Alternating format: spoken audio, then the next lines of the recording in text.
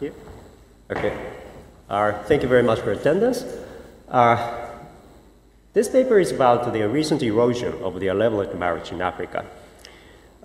Based on this practice, widow is inherited by the brother or other male relatives of her deceased husband. So typically, brother-in-law inherits the widows. And this practice has been quite common in many African societies, but this practice has only recently been disappearing. And then, why do we need to care about this institutional change? So let me give you two reasons from the academic and policy perspectives.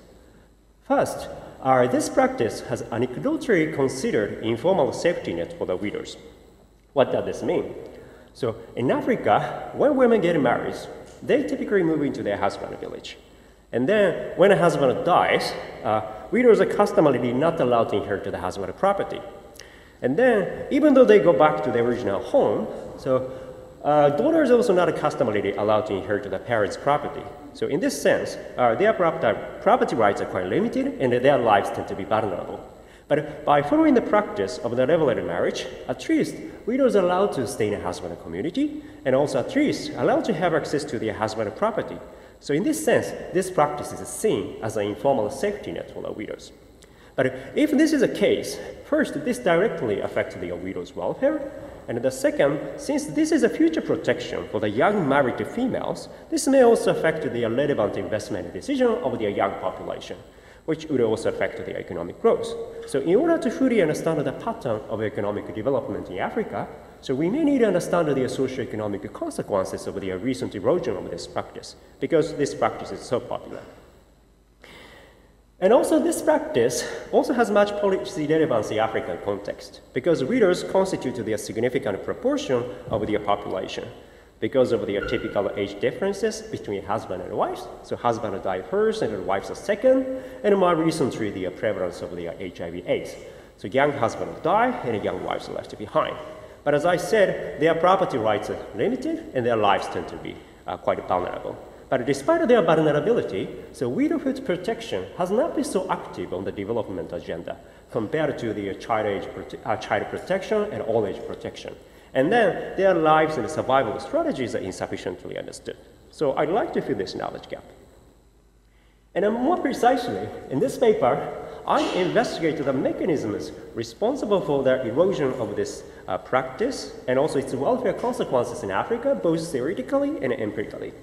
And in the empirical part, I used the long-term household panel data drawn from the northwest Tanzania and the Kagera region. And during the sample periods between 1991 and 2004, the practice of levirate marriage became less common in several communities. And then I used this variation to identify the impacts of this institutional change on their widows' welfare and also their fertility of their young population. But because I don't have much time today, so I will focus on the widows' welfare in this context. And then, before jumping to the empirical analysis, let me briefly explain about why this practice exists and why this practice is disappearing and what are the expected socioeconomic consequences of their disappearance of this practice. And the idea is framed by the game theory, but because again, I don't have much time, so I will not go deeper into the details of model, but still, let me briefly explain about the framework of the game first, and after that, I will try to give you intuitive explanations about their questions of my interest. And then, this is a sequence of actions, and the basic game is based on some stylized observations about their typical family relationships in Africa, which are also based on the sociological studies, anthropological studies, and also my field observations in Tanzania. And then, here are players two. First is the widow, and the second is husband clan. So clan is a kind of family members. And then, first, let's assume that the husband is still alive. And then, first, husband clan decides the number of children born to that couple. So this assumption may look a bit weird, but it's not unreasonable that the husband family members put some pressure over the fertility decision of their young couple. So to simplify the analysis, I'm just saying that the husband clan decides the number of children first. And then after that, husband dies, and then clan decides whether to offer the levirate marriage or not. And if clan offers the levirate marriage, widows decide whether to accept the offer or reject. And then if they accept, so they receive some amount of the social protection, which is endogenous here. So they receive some protection. But if widows reject, or a clan does not offer the level of marriage, widows basically have three options. And then first option is basically they may leave husband home, but they may leave together with the children, or they may leave alone. But in any case, when they leave, so they get to some reservation utility. This reservation utility coming from the remarriage, or this reservation utility may be coming from the inheritance of the parents' property in some communities. Or alternatively, in some communities, widows may be allowed to inherit their husband's property. And then they may receive some amount of the bequest to K, which is measured by the transferable utility here, and then they may continue their lives together with the children. But in traditional society, so widows' property rights are limited, so amount of the K is very small, and then like a zero, for example. And then my first argument here is that when the widow's socioeconomic status is low, so they are not allowed to inherit the parents' property, or they are not allowed to inherit the husband's property. So R is small and K is small, so level in marriage is subject perfect. Because since widows have no independent way of making the livelihood, they still have some incentive to receive some protection.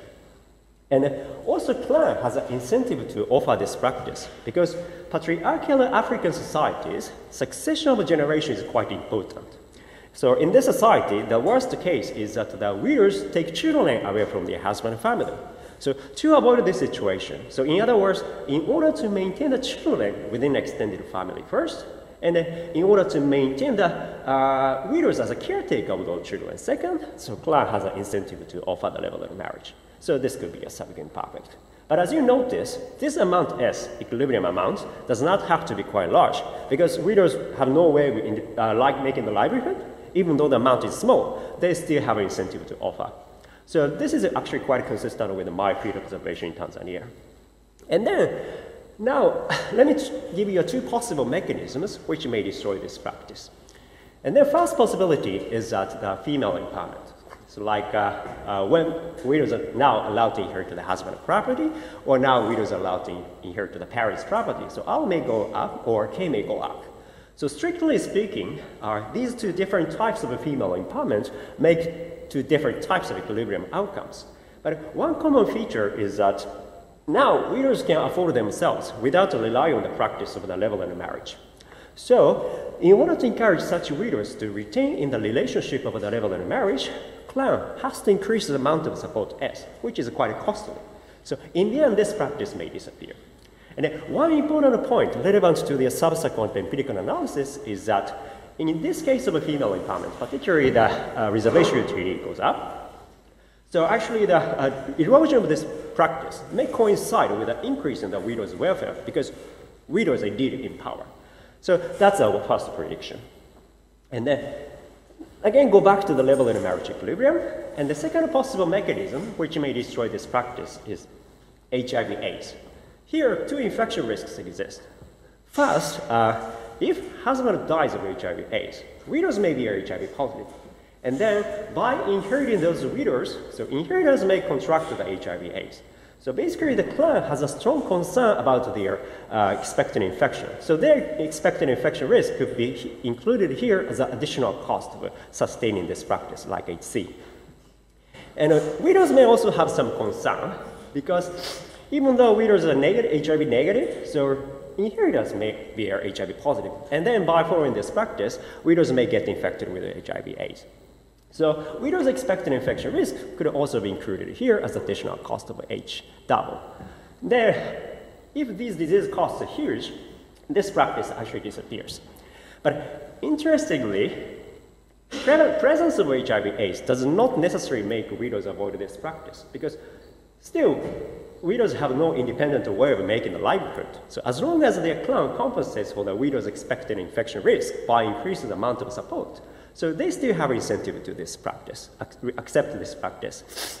But on the other hand, a clan has a strong incentive to stop this practice.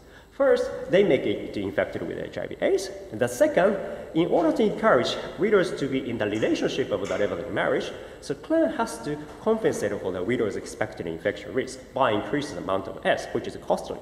So as a result, so basically in this case, one day, clan says that, okay, I don't want to do this practice anymore.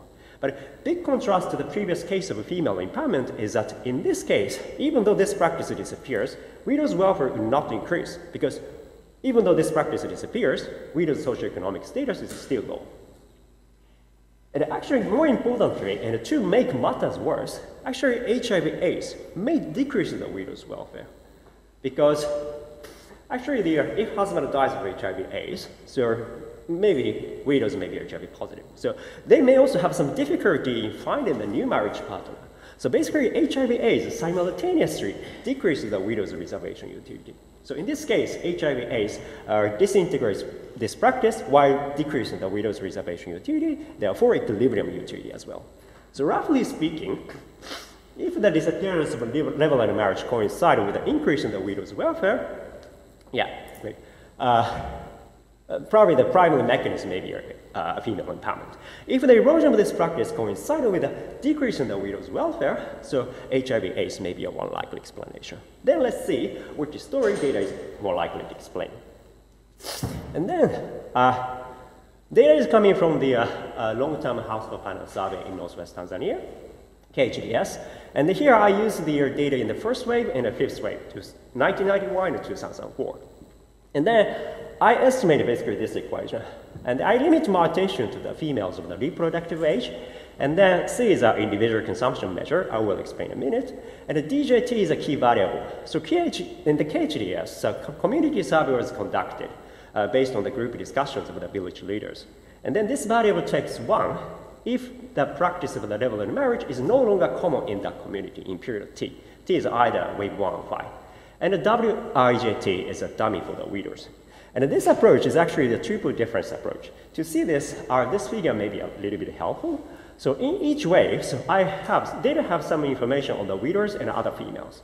And then basically in the previous specification first, I'm comparing the consumption between widows and other females. So this is delta C before and delta C after. And I'm taking the difference of this difference over time, which is a delta C after minus delta C before. And I'm taking this difference between the villages, which made the practice of the level and marriage less common, and all the remaining villages. So that's why this is a difference approach, and that's why I can control for the time trend specific to the each KHDC villages here. And then this is the main result. This is a per capita consumption. This is a per adult equivalent consumption. This is a per adjusted adult equivalent consumption. So this measure considers their nutritional requirements based on gender, age and gender. And this measure additionally considers their scales of the economies based on household size. So index is basically developed in the Tanzanian context. So coefficient is basically negative, but statistical significance is a bit weak. But this weak significance may be suggesting that some critical age range exists for this practice to have some meaningful economic consequences. For example, so if widows are too old, they may not be suffering from the erosion of this practice because their children are already old, and then those children may protect them. And on the other hand, if widows are too young, so they may also not be suffering from the erosion of this practice because they have no children. It may be easy for them to find a new marriage partner. And then to see this possibility, I re-estimated the previous equation by using the difference of sample, and I'm here reporting the coefficient of my interest with 95% confidence intervals. So age 16 here means that I'm using the females age 50 years old, and 17 means that I'm using the females age 15 to 60 years old, and 18 means aged 50 to 70 years old. So I'm gradually increasing the sample size by increasing the upper bound of the age of the females used in the estimations. So here estimates are imprecise because among the very young cohort, only a few widowed.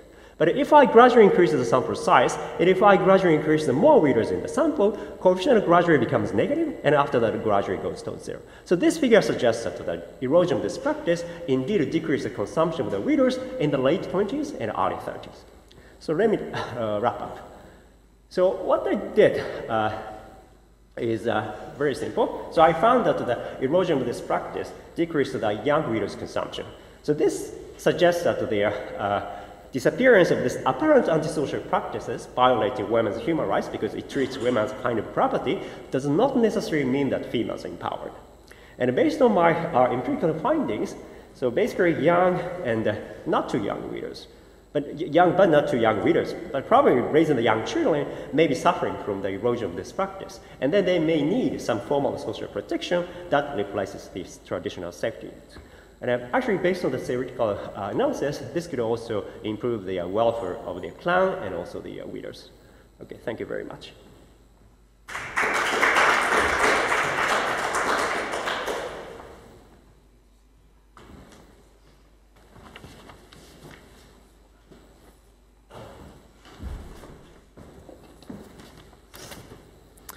Okay, thank you for this presentation. So I think it's a very interesting paper in the sense that you're writing on a topic that's really under-investigated. And so that has a lot of merit. Sorry, I have no slides. I'll give you the paper with the comments as well. So my comments were mostly on the empirics, because I thought you would be presenting empirics. I have some comments on the theory as well. So first of all, your main explanation here, your main finding is that because of HIV spread, this practice of Levirate marriage, that is when your husband passes away and a member of your husband's clan takes you as your new wife. So this practice has been decreasing because of HIV. Now, I have some doubts here because, first of all, if I think of the model, it's the agents do not derive any utility of having sex in the model, right? So in some sense, you may marry the widow just for this insurance mechanism reason, and just inhabit under the same roof. So being HIV infected or not wouldn't make any difference in that sense. So second,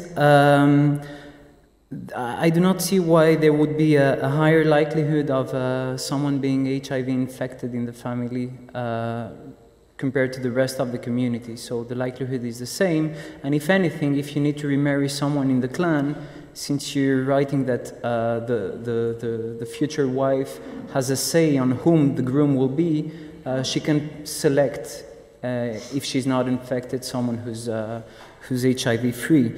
Now, also regarding HIV, and given your results on consumption, I was wondering whether poorer populations happen to be at higher risk of contracting HIV, which would somehow mean that the causality would run the other way around. Your consumption being lower, and this correlating with having a higher HIV rate. So an alternative story could also be, and I'm sorry to raise this usual point of endogeneity issues, which is really annoying, but that widows may be poorer, and this makes them more costly to sustain in a future marriage. So if you just lost your husband and you're wealthy, I'd be very willing for you to marry me, because I'm going to enjoy partly your wealth. If you're really poor, that's going to be a high burden for me for the same number of kids you may have. So in that sense, possibly my low consumption may be signaling the fact that I'm poorer and they're not willing to take me as a bride. Now, perhaps you can tackle that with, it's possibly already tackled. Now, I have many other comments here. Possibly you could give some evidence that these widows, soon to become widows, in the 1991-94 round were statistically the same as the other individuals, so that yeah, I think that would provide some convincing evidence that this inverse causality I'm mentioning here is not at stake.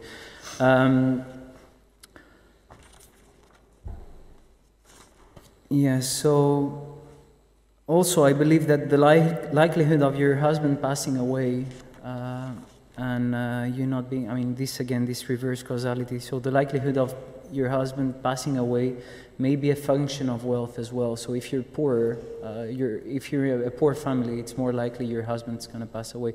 But I'm not sure this may constitute a threat to your empirical strategy. Now, regarding the model, very quickly, some comments. Same thing, the sexual intercourse is assumed, hence a higher HIV prevalence implies a disutility, but this needs not be so. Well, the clan members derive utility from the kids of the widow. I found it a bit strange that the own widow, if she leaves the community or if she loses her kids because they're left with the clan, she gets no negative utility, or rather she doesn't get any positive utility from having the kids herself. So this is something you could add at low cost, I think. And last thing, a technical detail, the fact that the cost of having kids was convex seemed a bit counterintuitive to me, in the sense that if you have 5 kids, having the 6th one, the marginal cost should be lower than the first kid, but I may be mistaken on that. I don't know if you want to answer the comments or first take comments from the audience, as you wish. I would answer some of them. Yeah, well, you can see there. Yeah. Okay, thank you very much. So I would pick up some of the comments.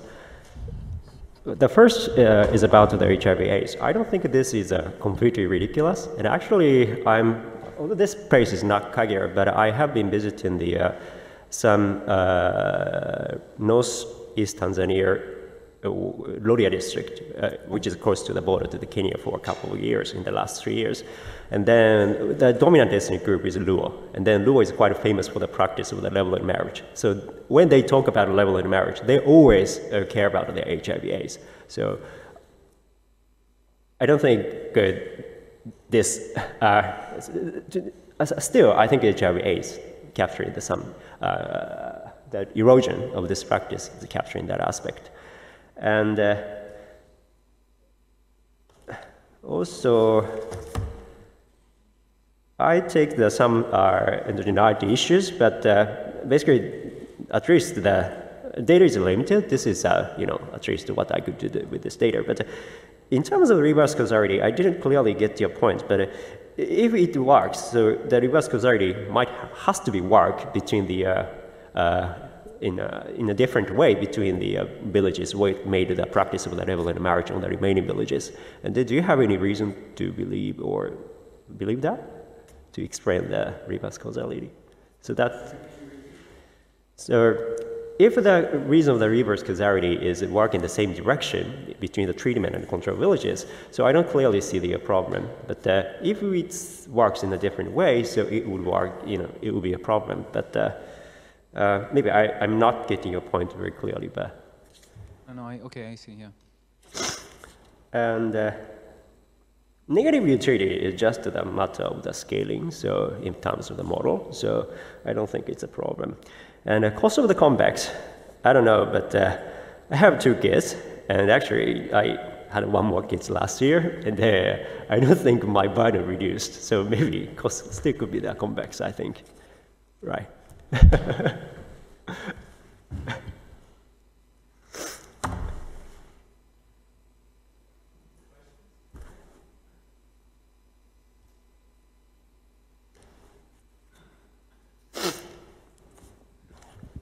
Yeah, thank you.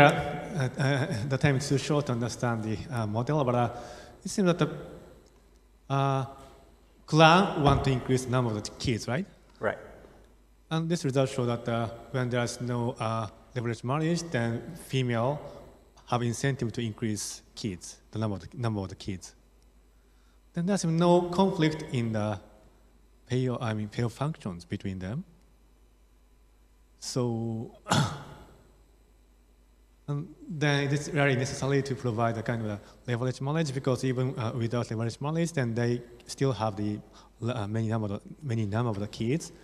Then just ensure that if people do not die, then they still have the large number of kids. So it seems that providing leverage marriage seems to decrease the number of the kids they can have from this result. So I'm really confusing about this result and the model prediction. The results is still consistent with the model prediction, but in this model, so basically the clan basically expects the widow's equilibrium utility. So they always keep the widow's equilibrium utility at the level of the reservation utility. So depending upon the equilibrium situation, which could reduce the widow's equilibrium utility or increase equilibrium utility, so clan try to adjust the number of children. So that's why the number of children would change in this case. If clan will not provide the leverage knowledge, then the number of the children will be reduced.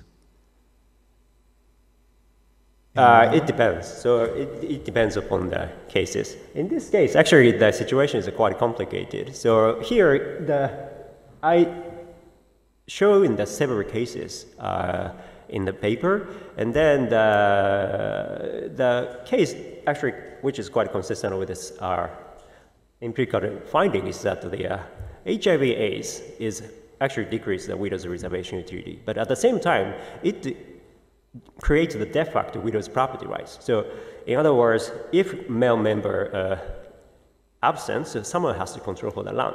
So actually, it increases the women's, kind of political power in a village, and then which may create the de facto property rights. So if we allow that kind of assumption, so this prediction, that prediction is quite consistent with the model findings, empirical findings.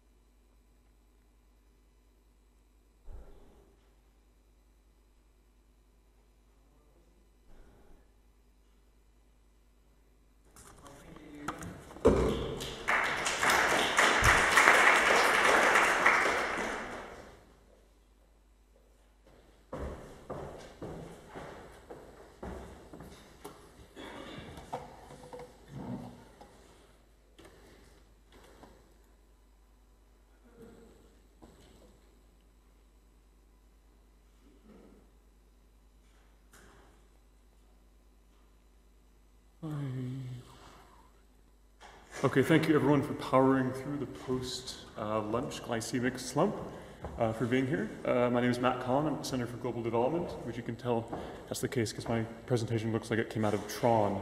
This is a paper I'm working on with Theo Talbot. And I want to start with a very basic image. This is the age of first marriage distribution taken from the last DHS, Demographic and Health Survey round from the Maldives. Now, take a look at this distribution. Could someone from the audience call out what age they think is the minimum age of marriage with and without parental consent in the Maldives? Would anyone like to guess? 18. If you said 18, you were correct. So this distribution is consistent with a number of stories, but one story it's consistent with is one in which people want to get married at an age earlier than 18, but can't do so, or at least report that they don't do so, because they're afraid of some sort of legal punishment. And then when they turn 18, when they become of age, legal age to get married, they rush out the door, and hence you get a jump in the distribution around the legal age of marriage. Contrast that with Nigeria. In Nigeria, there's not an obvious spike or jump. If anything, it's around the age of 14. But actually, the minimum age of marriage without parental consent in Nigeria is 21. With parental consent, it's 18. So not only is a very large share of the population shirking the law, but there's no obvious group of people who are waiting around to get married until they're of legal age. So a lot of what this paper is about is discerning the Nigerias and the Maldives of the world. So what we do in this paper is we look at micro-data on the age of marriage across a vast group of countries, and we look for signs of legal enforcement on the margin. We look for signs that some groups of people are waiting to get married into the legal age. We do that by looking for jumps or discontinuities or kinks in the distribution of age of marriage. What we do in the paper is we first develop a very, very, very basic toy model aimed at describing decisions over the age of marriage when there's a legal regime that imposes some sort of cost on getting married too young. And then we use a variation of a popular method from the regression discontinuity literature to actually look for those discontinuities in actual empirical distributions. We're going to do this for every country we can get demographic and health survey data for, although this method could be expanded to use more surveys, and that's something we're planning on doing. A preview of the results. So if you hope that developing countries are good at preventing early marriage, I'm sorry to disappoint you, but very few countries seem to pass this very basic test over time or at any given point in time. So between 10 and 20% of countries seem to show signs of spikes, of significant positive spikes around the legal age of marriage. The good news is we might have picked up on some micro measure of, call it government effectiveness, call it rule of law, some measure of how good states are at enforcing the laws that are in their books. Now, this is a very preliminary piece of work. This is kind of almost more of a proof of concept paper. We're very much could use comments and suggestions, even if those suggestions are, please, oh God, stop now before you go any further. But let me first start with a bit of motivation. So we pitched this paper as kind of an examination of the discourse around child marriage. So there's a growing econ literature which suggests that early marriage tends to be really bad for women and girls. It increases the chance you're going to end up in poverty, increases the chance you're going to end up with a teenage pregnancy, reduces the amount of schooling you're going to attain. And there's a lot of kind of empirical papers that show that interventions either aimed at delaying marriage or better enforcing laws which are aimed at delaying marriage tend to improve outcomes for women and girls. There's also a human rights motivation for this. A lot of people around the world, myself included, consider early marriage, especially if it's forced marriage of girls under the age of 18, to be a human rights violation. So aside from the standard kind of econ welfare motivations, there's a human rights motivation behind trying to reduce the incidence of child marriage. We'd then be somewhat comforted to know that child marriage is somewhat on the decline. If you look at data from the DHS, you see a modest decline across countries over the past 25 years. But this decline obscures an amazing amount of heterogeneity across countries. Some countries, even today, just show an astonishingly high incidence or rate of child marriage. And the fact that some countries are stubbornly stuck at the top has led to some policymakers to call for improvements on the extensive margin. That is, getting more states to adopt minimum age of marriage laws which are higher, which are closer to 18, so making child marriage effectively illegal. But efforts to reduce child marriage on the extensive margin are only going to be as useful as useful as states are at actually enforcing them on the intensive margin. So this is a graph, it's a kind of confusing graph, but on the y-axis what we have is the proportion of women in a country who are married below the age of 18, so the proportion of women that entered child marriage. On the x-axis we have the proportion of women who entered into an illegal marriage according to the laws on those books. The countries that are on the 45-degree axis are those that have a minimum age of 18. And the ones that are below it are the ones that have a minimum age of above 18. And even for these two groups of countries, you see very, very high levels of both child and illegal marriage in these countries. So despite the fact that improvements on the extensive margin, getting more people to set an age of 18 might improve things, a lot of these countries just aren't very good at reducing the incidence of child marriage in these countries. Now, if you look at two countries that have different rates of child marriage, you don't know how much of this is being determined by legal enforcement. It could just be that the law isn't being enforced in either country and you just have a different distribution of preferences. So we need something a little bit more rigorous to try and identify on the margin whether or not these laws are being enforced. And so we tried to write down a very, very simple model. And the intuition from this model comes from a nice paper by Rebecca Blank and her co-authors, which looked at early marriage in the United States during the 1950s. And they surmise that if there is some share of people who want to get married beneath the legal age but can't do so because either their parents won't let them or there's some cost of doing so, once they reach the legal age where they can do so without facing these costs, there's going to be a spike in the distribution of the age of marriage around that point. So to try and put structure on that question, what we do is we write down this very basic model. So in the model, there's a population of marriage pairs. These are boys and girls which are going to get married at some point. Each marriage pair has an exogenous preference over when they'd like to get married. We don't speak to where this preference comes from. It could be the parents, it could be the kids themselves. We're kind of abstracting away from the nitty-gritty questions of agency or the marriage market. The preferences follow a nicely characterized distribution. In our model, in the paper, we choose a beta distribution just because it's a bit pretty. And we discretize that distribution because it's going to more closely approximate what we're going to see in the data that we work with. So marriage pairs in our paper face a very simple payoff function. You prefer to get married, to be married as close as possible to your preferred age, and your utility is decreasing in the distance you are from that preferred age. But you also face a cost to getting married. So there's a law in place that's enforced by a government, and that government will impose a cost, a fixed cost on you if you get married below the minimum age of marriage. There will be no cost to you if you get married at the minimum age or above the minimum age. And this cost is binding for some subset of the population. So what happens in our model, I'm just going to skip over all the mathematics, but if your preference for your age of marriage is close enough to that cutoff, that you're willing to trade off being married a little bit later on than you want to, but you can get away from having this big cost imposed on you by the government, you're going to shift to the legal age of marriage instead of picking your preferred age of marriage.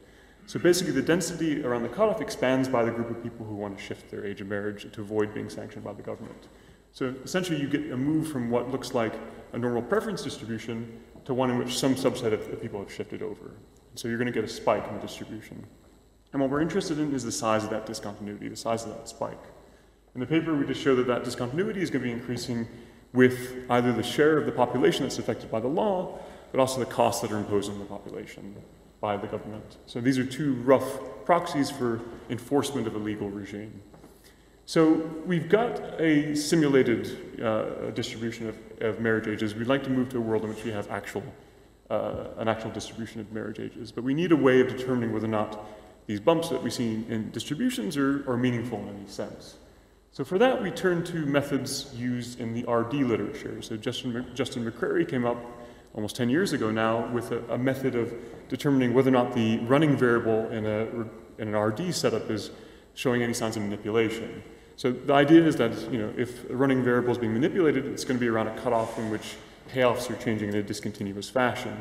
We're actually interested in that manipulation. We're kind of testing for that manipulation. Either people are going to be shifting their age of marriage, or they're at least going to be reporting that their age of marriage has been shifted. So we're going to be looking for that. Essentially, we're going to be testing, using a McCreary-like method, whether or not that jump is going to be statistically significant.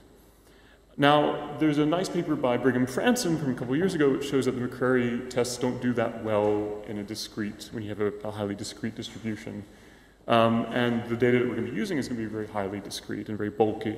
So we're going to use a modified version of the McCreary test that Franson proposed, which is we're going to use that to test for discontinuities instead of the standard McCreary setup. We have two sources of data for this. So one is a panel on the minimum age of marriage laws, both with and without parental consent. And this is taken from the Maternal and Child Health Equity Project. It actually just came out, I think, in the last 6 months. So it's a new source of data. And it covers almost 20 years worth of data on minimum age of marriage laws. And we're going to be focusing just on girls in this paper. And we're going to combine that with data on age of marriage behavior taken from the DHS. There's a question in the DHS, V511, which asks, when you had your first marriage, your first cohabitation, what age were you? Now, there's an issue here in that women who are married in different years are exposed to different environments, different legal regimes. They're going to be exposed to different minimum ages of marriage if the country has changed it. So what we do in the paper is we construct a panel using retrospective information on the year of the marriage that was reported by the woman. So, for example, if you were married in 1998, we're going to assign you to the year 1998. Now, for some countries, that's not a lot of women in a given country that were married in a given year. So we're going to block these years into larger groups. And we're going to, for each one of these country year blocks, we're going to run this Franson test, this test based on the McCreary test. And we're going to record whether or not there's a positive significant at the 10% level discontinuity in that distribution. And we're going to do that by blocking both at a 2-year level and at a 4-year level. And that gives us a panel of about 57 countries and between 180 and 350 country years. So I'm not going to tell you which countries passed the test. It's a very bulky test. We're essentially looking for compliance through data mining. And so it's not going to be, it would be unfair to, say, chastise Nigeria for ending up at the wrong side of a p-value threshold. But I am going to show you the aggregate results and show you how they correlate with other measures. So in general, the number of states that pass the test when we consider a minimum age of marriage based on without parental consent is very, very low. It's about 20% at most. Without parental consent, with parental consent, it's a little bit higher, a little bit more binding. The results don't change very much if we bin the years at a different level. This makes us wonder if we're actually measuring anything, or if we're just measuring random variation in some sort of hypothesis test. So what we have is a macro level outcome based on aggregated microdata. There's a lot of literature already out there which uses jumps in distributions to measure legal effectiveness. Think Emmanuel Saez's work on tax notching, for example. So if these discontinuities are actually real things, if they're determined by government enforcement, do they actually vary by other metrics that we use to measure government enforcement or government effectiveness? So to test that, we use 2 sets of indicators. One is the World Bank's World Governance Indicators. Another one are its country policy and institutional assessment scores. And so what we're going to do is we're going to regress each of these indicators on a dummy for whether or not a country passed in a given year block this test. And we're going to control for the sample size of the test because that varies across years, a time trend, the actual law that was in place at the time, and log GDP. And we're also going to include a placebo test in which because we might be picking up some weird statistical artifacts. So we're just going to choose a minimum marriage age which is 2 years above the highest marriage age we have in for that given country year block. What we find when we do this is we find modest partial correlations between passing our test, passing this measure, and measures of both rule of law and government effectiveness. So roughly, if you pass the test in a given year block, for a country that passed the test in a given year block, we see roughly between 0.3 and 0.4 standard deviations within the sample increase in either rule of law or government effectiveness. So this seems to be possibly picking up something. We see sometimes similar, we don't see similar consistent effects for the placebo, and we see most of these effects are around the minimum age without parental consent, not the minimum age with parental consent. We see similar results if we use 2 years or a 4-year blocked panel. And what we don't find is correlation with any other of the WGI measures, which aren't picking up government effectiveness. So we see nothing with voice and accountability, political stability, or control of corruption. We see some stuff for with parental consent, but it doesn't. It's not very consistent. We don't find anything when we look at CPI scores. So we don't find any correlations there. So I'm going to finish early. So we have a method which seems to be picking up something that is possibly measuring rule of law government effectiveness. And it seems to be some, if somewhat scattered evidence of government enforcement of minimum ages of marriage. We're not making statements about average treatment effects of laws, though. This isn't to say that if a state adopts a new law, say moves a law from 16 to 18, that there isn't going to be an effect on the average, on the whole distribution itself. That's not going to change social norms. All we're doing is we're searching for evidence that around a cutoff, there seems to be a change in behavior. And for most countries and most years, we can't seem to find that. As I said, this is very much a preliminary piece of work, actually something that we thought of after writing a blog post on it. So we've got to do a lot of work. We're basically doing tons and tons and tons of hypothesis tests. We probably need to adjust for that. We haven't adjusted for DHS weighting because we're actually using women from different rounds of the DHS who get married in the same year. So we need to account for the fact these are women coming from different surveys. We also need to expand the data set to include other country representative surveys that capture information on the age of marriage. So the multiple indicator cluster surveys are an obvious next target. We also perhaps might think about going at a more detailed level. Right now we've just been binning the age of marriage at a year level. We might go at a finer detail, although we're a bit worried about reporting bias in general in the DHS.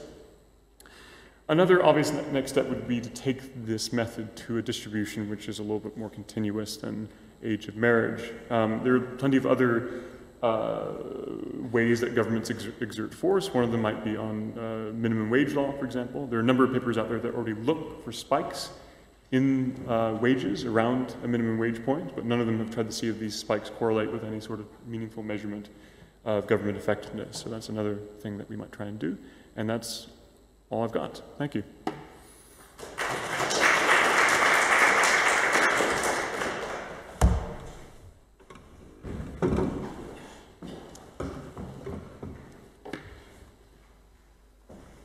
Okay, thanks much. I've already given my comments to you, so let me pick up some of the major comments. And also, I know that the CSA, the discussants, basically not requested to summarize the paper, but still let me highlight two big contributions of this paper. The first contribution is methodological, so Matt basically shows the applicability of the kind of bunching approach recently used in the public economics literature to the non-administrative data. And the second contribution is that this study is the first study to investigate the effectiveness of the age of marriage laws in such a comprehensive way. So collecting the data from 73 developing countries is indeed painstaking. I like it.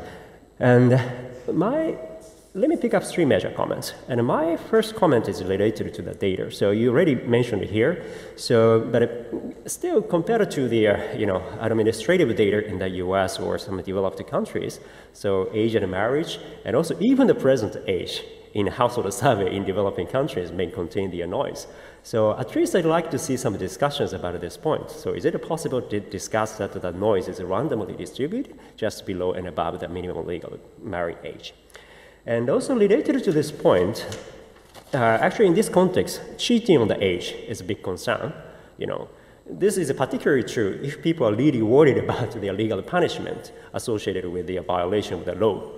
And then, I don't know what we could do to address this issue, but maybe, for example, we can exploit other alternative outcomes, like age at first sexual intercourse or age at first delivery, which would have some correlation with the age of marriage. And if you see some similar discontinuities in terms of these outcomes only in the countries where you found that some distributional discontinuities in terms of the marriage, and your results may be a bit more safe. And also more conceptually, I'd like to see what these guards are actually doing by delaying the marriage. So are they doing the education? Are they doing the household works? This is quite important because it's related to their welfare. And if you have any anecdotes, it's better to show any qualitative verification suggesting the delay of marriage and also what they are doing by delaying the marriage. So the data issue is basically the first point. The second point is basically the power issue. So I saw actually the previous version of your paper on the website, but I found that in most cases you didn't find statistically significant discontinuities. And then I just wanted to know that is it just indeed no jump or just a matter of just the matter of magnitude. So although you extensively showed there some test statistics, I just thought that I'd like to see the figures as well. And then also relatedly, you may be doing some country round specific analysis, and now revised version is just only the country cohort specific analysis. But pooling rounds and cohorts may improve the statistical power. But actually, in the previous version, you found this quite much inconsistency across rounds and cohorts, even within the same country. So probably you need some explanations about this point.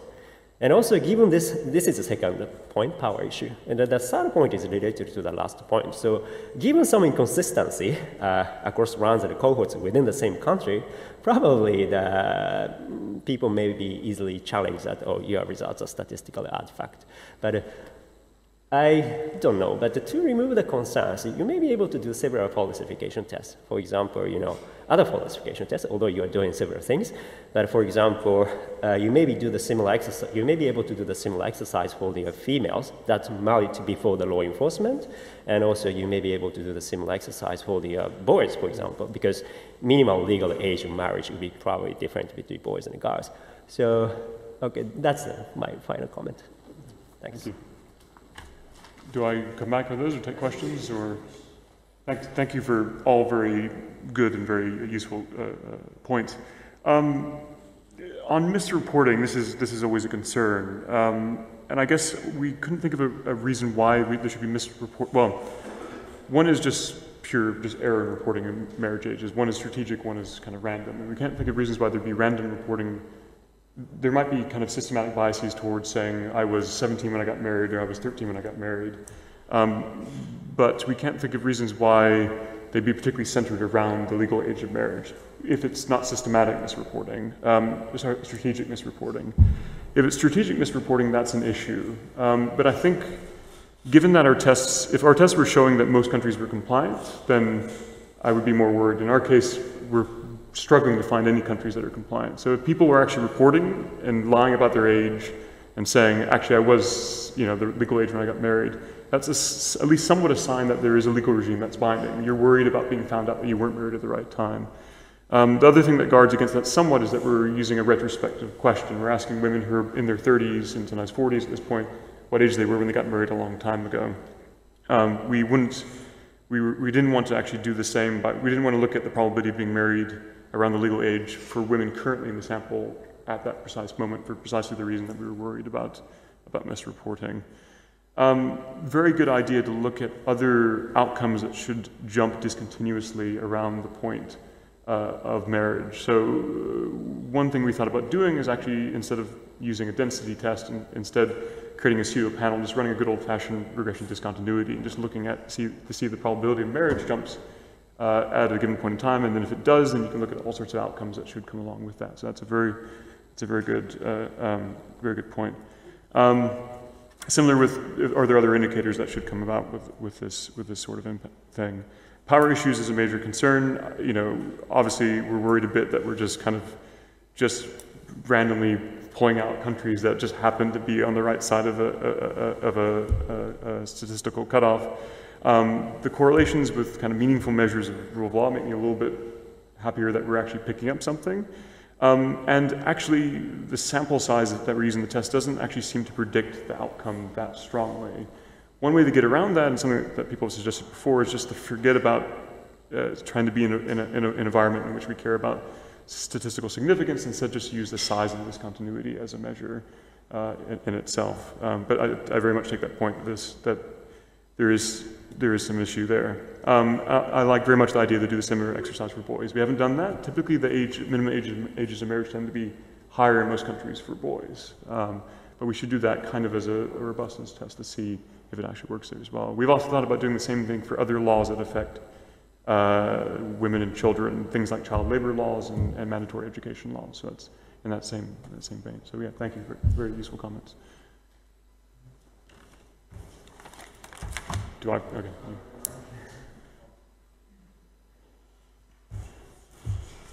4 things as fast as I can do them. 1, it's worth verifying that the legal age of marriage for a civil marriage and a customary marriage are the same. People who make databases are really bad at adding customary. If it's like polygamy, which is illegal everywhere for legal marriages, but legal for customary marriages, and most marriages are customary, child marriage isn't actually illegal. Yeah. The second step of your paper, you're going to need to do a bootstrap for the fact that your left-hand side variable is a constructed regressor. Say that again? Your left-hand side variable is a constructed regressor. When you regress, did it pass the test on stuff? Third, I thought the blocks is biasing stuff against you. If a country doesn't change its age of marriage, you can just do one test for the whole sample. If it does change its age of marriage, you really just need one pre-cohort and one post-cohort. Breaking it into small cohorts is just going to make you fail the test more often. And then it would be good to put the magnitude of the clumping and not just a test statistic or a dummy for passing the test on the left-hand side in the second step of the paper, and that might get you around some of the multiple hypothesis issues you're worried about.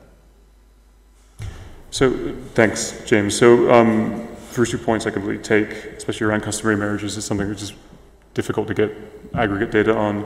Bootstrapping is a very good idea. Breaking into smaller, so yeah, there are a subset of countries that just don't change their age of marriage laws. We could do one big test on them. It would make it harder then to turn around and compare it to governance indicators, because at that point you've reduced your sample size for that. But yeah, no, I take that point as well. And Raman, your last point again? I don't care whether it is right. Yeah. significantly different. I care how big the gap is between each. So if we replace the significance indicator with just a size indicator, we get roughly the same correlations that we see in the end. But we should probably show that as well. Okay.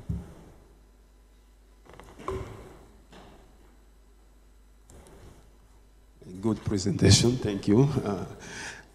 I have my question relates to, to me this story is like a top-down story, right? So you have the government passing a law on marriage, age of marriage, but at the same time you're dealing with societies where you have a lot of norms, that is different from, law, you have this disconnect between social norms and law passed by the government. So is it possible to use the ethnographic atlas from Murdoch? There is a variable over there called early marriage. So where you can know, whether in this society they have early marriage as a social norm. And then use that, as a control, based on your ethnicity, or use that on how people are more likely, to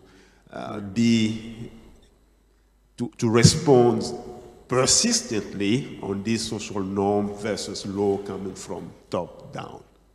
Is that clear? Yeah, that's an excellent idea, actually. One of the things we struggle with is we can't observe the state distribution of preferred age of marriage, and that might be one way of getting at it as well. There is a data on this. It's coming from the Murdoch Atlas. Yeah, no. Yeah. It's V78, if my memory is correct. It's called Norms of Premarital Sexual Behavior of Girls. And there is a question on early marriage there. Okay. Thank you. That might be helpful. Suleiman just told one of my points, but in addition to ethnic thing, there can be a religious thing. For example, in Nigeria, they have like north of the country has Sharia law, and by like religious law, they also kind of different age of marriage. And in this case, they sort of do not violate anything. For them, they have different thresholds and observe. And another point is that. I think that there are like easier tests for different distributions. I think Kolmogorov-Smirnov test is for like different distributions. This is the first thing that you want to see in a paper, like simple test, and then more complicated. Yeah. No, that's fair. And on your point on Sharia law, that in our very, very simple model would just be a change in S, the share of the population that's affected, or by a given regime. And we've had the idea of breaking down this test by rural, urban, or by some other measure which we think under which the legal regime might change. We're worried at that point about power more than anything else, but it's something that we will look into. Carla? Yeah. So a similar suggestion to these, but I don't know how big your sample is, so you might run into power problems. But might it be possible, since your hypothesis is that this is some indication of state effectiveness, to look at some countries where you have a lot of differences, but where it's, for example, very clear that you have one political party and another political party? I'm thinking, for example, in Kenya, where you could show these distributions in these different places, and based on the assumption that state effectiveness might vary over these. Yeah. Okay.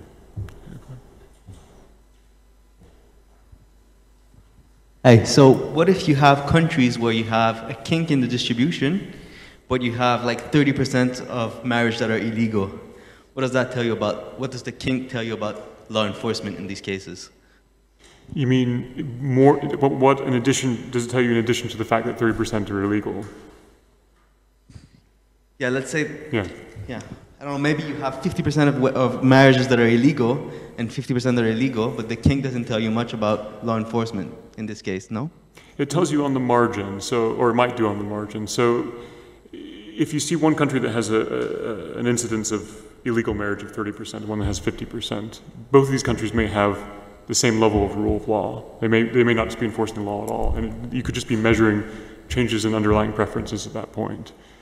What the kink tells you, if it's true, if it's correct, is if some subset of people are being induced to change their behavior a little bit. It's a very low-level test. It's not. There's going to be countries out there that have high levels of illegal marriage and still might show that evidence that some people are at least waiting around the law. So it's just trying to pick up some small share of people that are changing their behavior.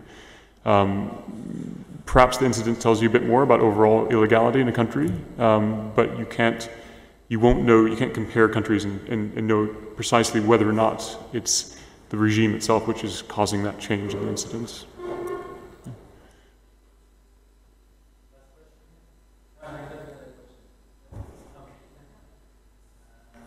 Okay, thank you everyone for comments.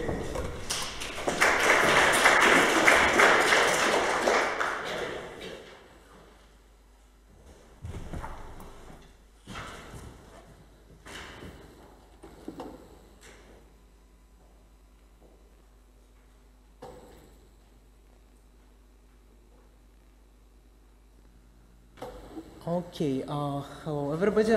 My name is Michael. I will talk about regime stability and persistence of traditional practices. This paper is about institutions and if institutions have effects on persistence of and decay of cultural norms and tradition. In particular, I will look at female genital mutilation in Africa, and the question is why some ethnic group, in some ethnic group it was eradicated, and in some ethnic groups it was not. Let's look at the one ethnic group that was divided by a straight line and a river between two countries. Now we can see that this same ethnic group with similar economic development and similar traditions has like 51% prevalence of FGM in Ghana and 87% in Burkina Faso. This is a question, probably something on a national institution level. influenced this decay of the FGM tradition. If we look overall on the African countries, we can see that as ethnic groups were randomly divided by Europeans during the colonial time, and now we have more than 200 ethnicities that are divided by a state border. And by both on both sides of the border, the FGM rates are different now. While at the same time, economically, they do not differ much. Okay, what is female genital mutilation? It's a cultural norm that historically appeared to facilitate marriage market in African countries. It appeared in northern Sudan and then was spread through trade from Arab Caliphate. Polygamy and Islam helped spread of this tradition. By now, up to 140 million women in 29 countries for which there is data are circumcised, and up to 30 million estimated to be circumcised in the future. Of course, it has severe health consequences, and that's why it's important. Women have health and psychological consequences. They can die or become infertile. It's a human rights problem, and also there is a direct immediate effect on women education and productivity, but not long term. Why it exists? In a polygamous society, a marriage market is a commitment device. It's such a costly action that helps a household head to be sure that children are his with higher probability. Because women lose ability to enjoy sex, and in this case she will be less promiscuous. And if a household head has 4 or 5 wives, he cannot physically satisfy all women, and that's why they're afraid that they will cheat on them, and they do this. From the side of the family of girls, family wants a better marriage market condition for their girls, and that's why they circumcise them. And we have a social norm coordination problem. Why we have this still now, after 1,000 years after it appeared? First, it still helps in some cases with marriage market. Second, there is a social exclusion if you do not follow the social norm. If you do not do this, you can be excluded from even cooking, and not talking about you will not receive a husband, which is bad for those society. And also possibly some women have utility from following a tradition, and survey sort of back the story. At the same time, there are costs, health costs and education and productivity costs. Okay, how government fight with this? There are laws. They are not very good because nobody, it's difficult to enforce them. Second, they try to educate women that it is bad, but it also doesn't help much. But the most important and the most useful way is government and international organizations. They come to village and they ask to commit for families of girls not to circumcise them, and for families of boys not to marry girls with circumcision. And by this commitment, when people see that 80% of the village commit to do this, they think, okay, let's not do this because we will be able to marry our daughter later. My point is these methods work only if political regime in a country is stable. There are some evidence. For example, people say many mothers who continue to circumcise their daughters say that they would desist if only that message were much stronger, thus guaranteeing that uncircumcised girls were in the majority. They feel that it is unfair of the government to promote change without doing it very loudly and clearly. Or other way, some people say that we are abandoned a tradition and we need something in exchange.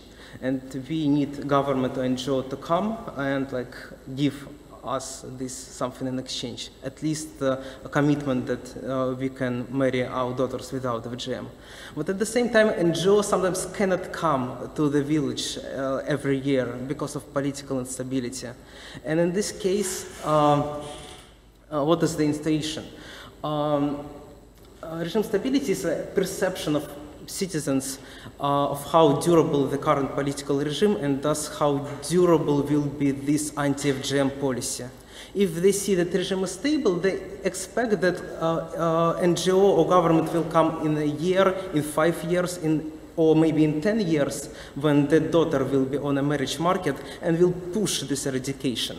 And in this case, they can't do this. They can't stop following the tradition. If the regime is unstable and they think that there will be a coup d'etat in 2 years, they think, if we will not circumcise our daughter, we might end up with a different political regime that doesn't care about eradication of FGM, and she will not find a husband. Let's circumcise her just because of uncertainty.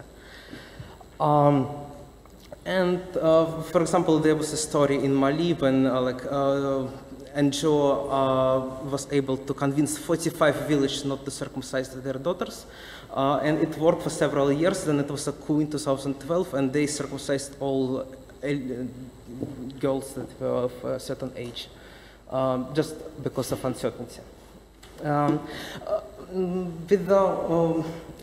As some results, preliminary, without explanation of the data, I just present the graph of average lifetime probability of being circumcised with a blue for cohorts of women, and average lifetime regime stability during those years when they could be circumcised. And we see that they clearly go in different direction. There is some negative correlation.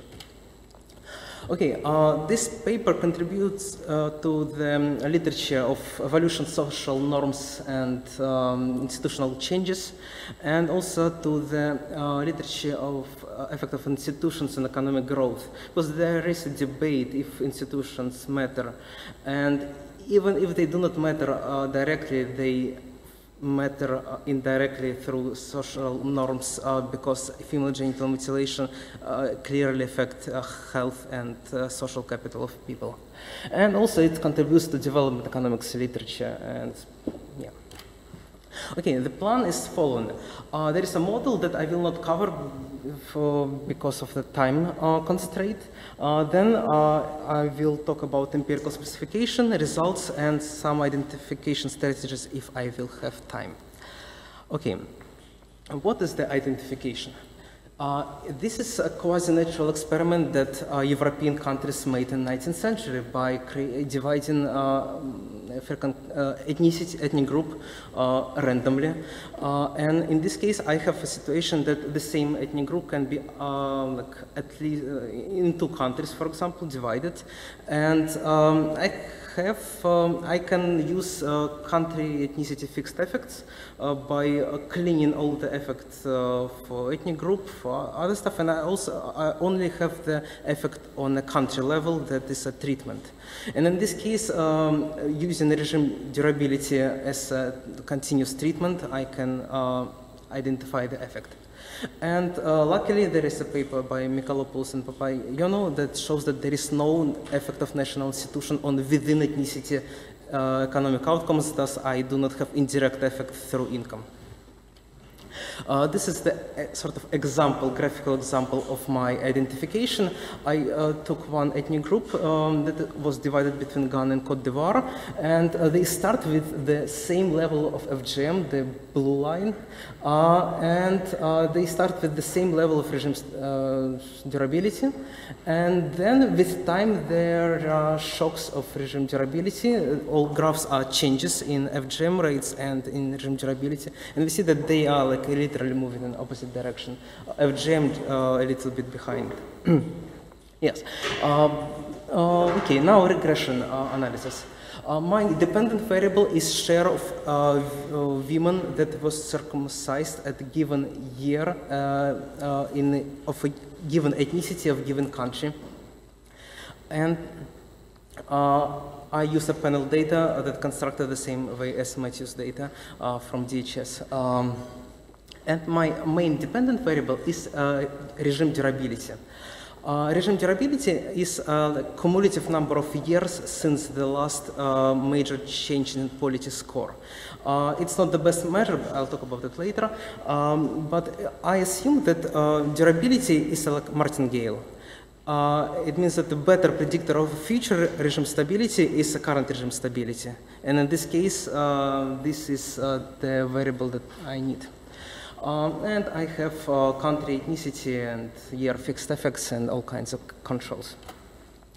My results are quite robust. I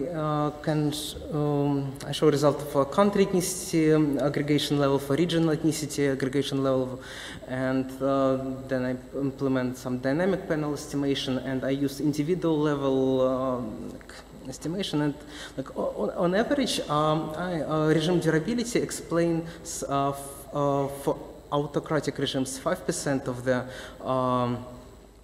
standard deviation of FGM, and for democratic regime 35%. Like one standard deviation of change in regime durability for democratic regime leads to 35% standard deviation change in FGM rates, and 5% for autocratic regimes. What are, and this is almost 30% of the mean of FGM share.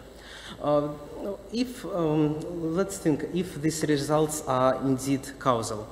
First, there is no reverse causality because FGM now doesn't have effect on regime durability now. Measurement error in Y, in this case, is classical. I have more discussion in the paper. Measurement error in X is more interesting. I cannot address the quality of my measure of regime durability in this regression, and I address it in a robustness check section where I compute my own regime durability measure that takes into account the fact that there can be different leaders, there can be coup d'etat, other stuff that can also affect perception of people of the how long regime will last. Then I have 8% of the missing data, but I regress it on my treatment variable regime durability, and it's not significant, I drop it. Then there are omitted variable bias, and I used all kinds of controls for state capacity, for foreign aid, for NGO. Also, in order to show that I'm not capturing the effect of NGO or just some healthcare program, I have some additional regressions where I show that regime stability doesn't have effect on like infant mortality, HIV, such things that are related to health and NGO activity. And I also use like individual level data to show like conditional logit estimation helps me to take into account all unobserved heterogeneity, and the Cox hazard model and bundle bond can help me without the correlation. Also, if somebody is still not convinced in the fact that it's okay, I show that effect is still I can observe the effect for subsamples of women who against or for FGM or for like rural urban areas for different subsamples of countries. I also show that unobserved heterogeneity should be at least 4 times bigger than the effect of regime durability to completely explain it away. In this case, I almost do not have a problem with it. And I also use some additional identification strategies, for example, use of death of leaders from natural causes as an exogenous shock for regime stability, and IV estimates where I use ruggedness of terrain of an instrument for regime durability, like because like if terrain is ruggedness. Armed groups are, like, for example, easier to hide, and that's why they have effect on regime durability, but no direct effect on FGM. And instrument is strong. Overall, I describe the abolition of overall harmful cultural traditions, and I formulate like a global game approach to model it. And then I show that institutions, and in particularly regime stability, has effect on its persistence and decay. Yeah, that's all. Thank you.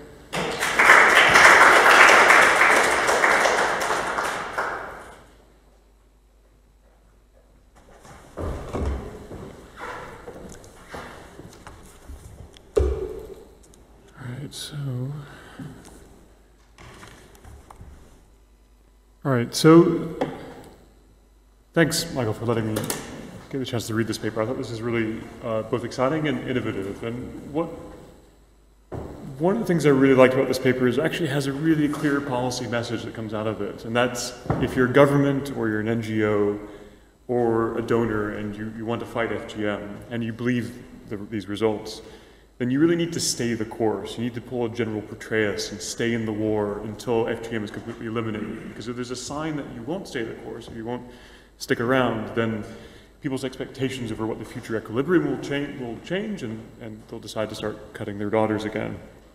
So I liked actually that this actually has a very clear tie to policy. This paper is an extremely careful paper. I'm a very fickle kind of reviewer when I review papers for journals, and that all the time I see people like making kind of mistakes and just not addressing them, or just leaving open issues of endogeneity or measurement error and things like that, and not even talking about them. And you speak to almost every single potential flaw in your own paper, which I think is very good. I like also that in the paper you back up your model with lots of examples of anecdotes and case studies. You've obviously done your extensive research on this topic, and so all in all, a really good piece of work. I have a couple of kind of main points and main big questions. So your main model is one in which people, the reason why regime instability has an effect on FGM is because it changes people's expectations as to what the future equilibrium is going to be. So I might not want to have my daughter cut, but if I think that she's going to do worse in an environment where everyone else has had their daughter cut, then I'm going to have her cut as well. But if I think that because of a government policy or NGO trying to enforce that policy, that everyone's going to move to an equilibrium where women aren't cut, then I'm not going to do it myself. I missed it in the paper, but you brought it up with an anecdote in your presentation. I guess I'd like to see not only anecdotal data that some villages have switched very quickly, but it'd be nice to actually see some empirical data that there are some locations where you see FGM change very, very rapidly. I'm not sure if that's necessarily the case, but maybe you know an example. So the model is a nice one, but I'd be curious to see how many times you actually see villages kind of switching to a new equilibrium quite quickly. I think this is a very plausible story, but I can think of another plausible story, and that's one in which you have a regime which is promoting anti-FGM activities. Either they're enforcing it through the law, or they're promoting it through NGO work, that these NGOs may provide benefits to people who don't cut their daughters. So that's either a series of benefits for not cutting your daughter, or a series of costs for cutting your daughter that you can imagine kind of continuing on through the future. But the minute that regime becomes unstable and threatened, the expected value of those costs and those benefits suddenly decreases, and so you're just more likely to resume FGM, not because of what the rest of the village is doing, but just because of the immediate effect of that policy on you. That doesn't mean that it's not an effective regime instability. It just means I'm curious as to what the actual channel is, and I wonder if it really is about expectations of what everyone else in the village is actually doing. My next set of questions have to do with how governments affect people's decisions, if it's either through kind of social pressure or if it's through economic outcomes. So one immediate worry when I first read the paper, and one that you addressed very quickly, is that if a regime is unstable or has just been toppled, this is going to generate a heavy degree of economic uncertainty, or perhaps even destitution for certain groups. Now, you push back on this concern, you point out that there's evidence out there that institutions don't matter on average for within ethnic performance, but that the main takeaway from that paper is that that was an average effect, and actually that was largely due to the fact that partitioned ethnicities are in the hinterlands. They're very close to the border between countries, very often very far away from the capital city. And if I remember the paper correctly, they find somewhat of an effect the closer that partitioned ethnicity is to the capital city. So I wonder if you're trying to distinguish between economic effects, or even whether or not this is about changes in the expectation of government policies affecting FGM behavior, if you shouldn't do a similar exercise to that paper and look and see if your effective instability is greater for partitioned ethnicities that are closer to capital cities. Ones are more likely to fall under the umbrella of government policy or NGO policy, if these are NGOs that are promoting it. While we're on the subject of ethnicity, I like that you're using partitioned homelands as a motivation, but it wasn't clear to me in the paper if, when you include ethnic country dummies, if you're actually focusing specifically on ethnicities that were partitioned, or you're just controlling for ethnicity in general. If it's partitioning and you're looking at people that live close to a boundary, then I can believe that these are people that have the same underlying preferences for FGM, which are then being affected by a given regime. However, if this is also including people from the same ethnicity who might be living in big urban centers somewhere else in the country, these are people that are less likely to share the same underlying set of preferences. And it wasn't clear to me also if you were limiting it to just strictly partitioned ethnicities at all. So is this a case, are there, for example, Igbos living in Cape Town in your sample? Are there people who are living in countries along which their ethnicity is not being partitioned? And in that case, I would then really wonder if you're comparing like with like in terms of comparing people who otherwise would have the same preference. And so I would suggest either if possible, you should try and toss out anyone who's not living too far away from one of these boundaries, because these are people that have probably selected out of that culture in the first place. I like your measure of regime stability. I have some questions with how you interact with democracy. So your measure of regime instability, is that 0?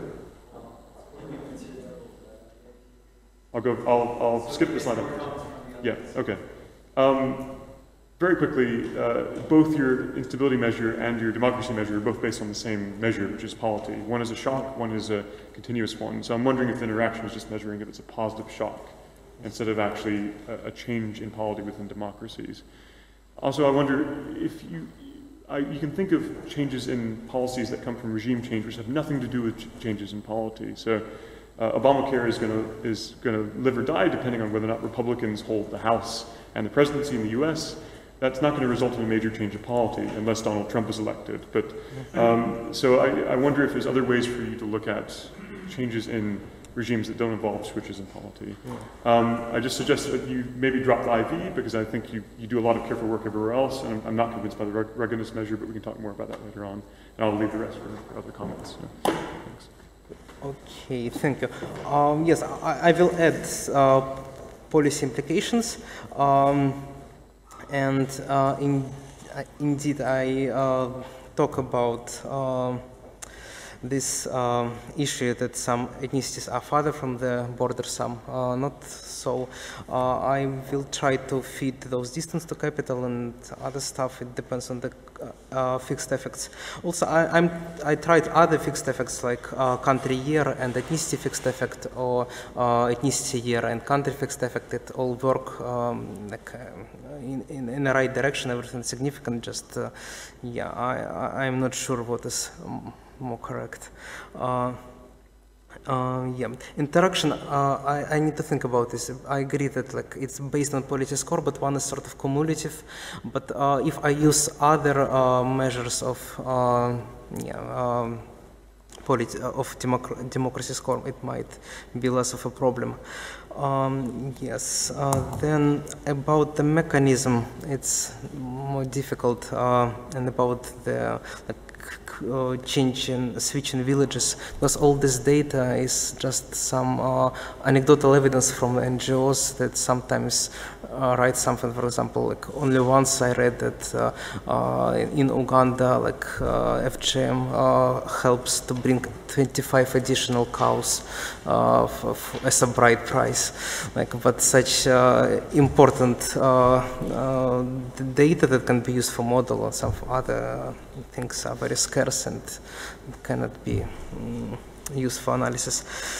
Yes. Okay, any questions?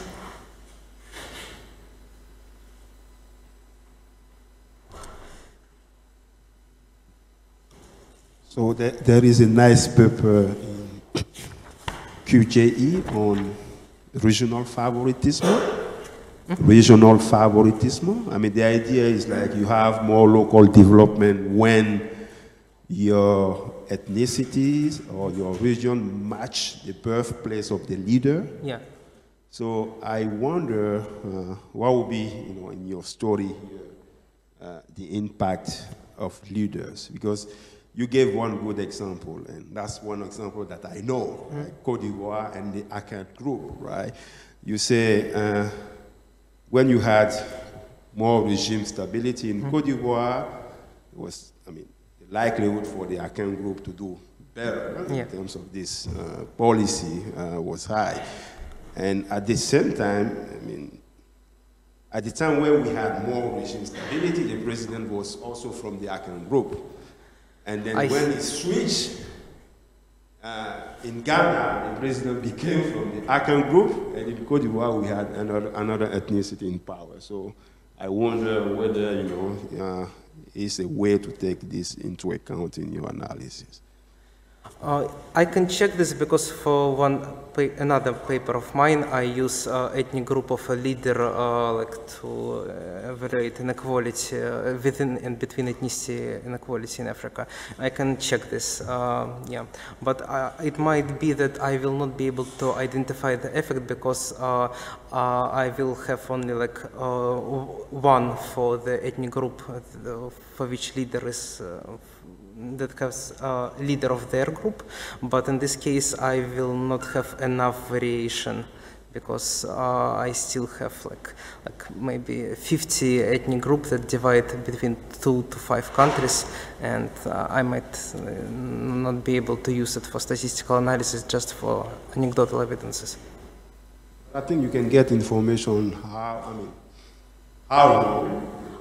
yes, this I can do. Someone from your ethnicity power, right? Yes, just not many observations like this.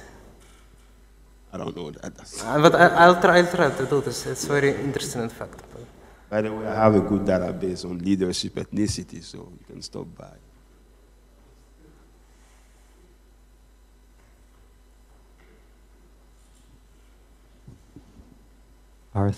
Thank you very much for an interesting paper. I have two quick short comments. First one is that, again, I'm a bit suspicious about the measurement errors of the FGM. And actually, I'm doing some research on the FGM, and actually, even in the slide you have shown in this presentation, I was there actually, between the Burkina Faso and Ghana, and also doing some interviews in Tanzania. So people are very cautious about telling the truth, And also, this depends upon the degree of the legal punishment. So you might want to be a bit more careful discussions about the measurement noise. Yeah. I don't think it's just the classical errors. And the second point is that in terms of, I don't know how, I'm not reading a paper, and I don't know how much you put in the weight on the theory part and empirical part. If your measured weight is the empirical part, so current model is maybe fine. But if you want to put more weight on the theory, so I'd like to see a bit more reality.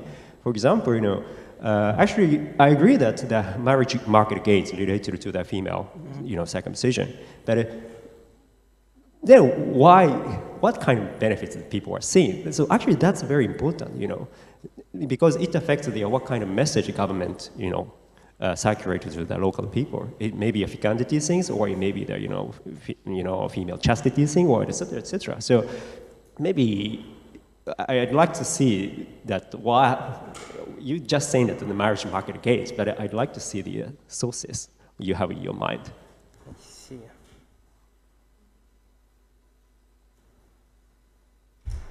Okay, I'll think about it.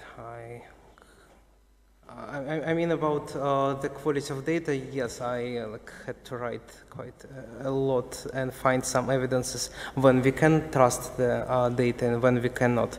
But about the marriage market, it's more difficult to show this. Okay, yeah. Thank you.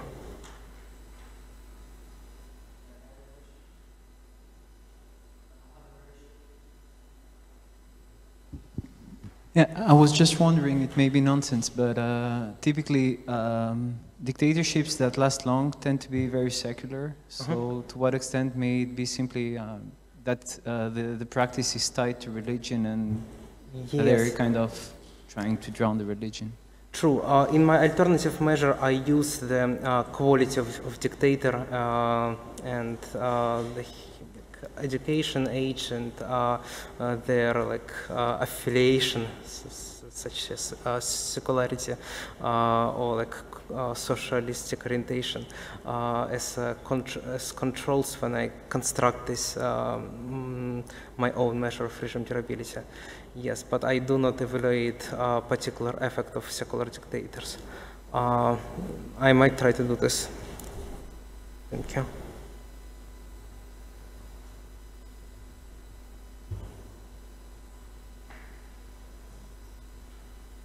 Okay. Okay, thank you.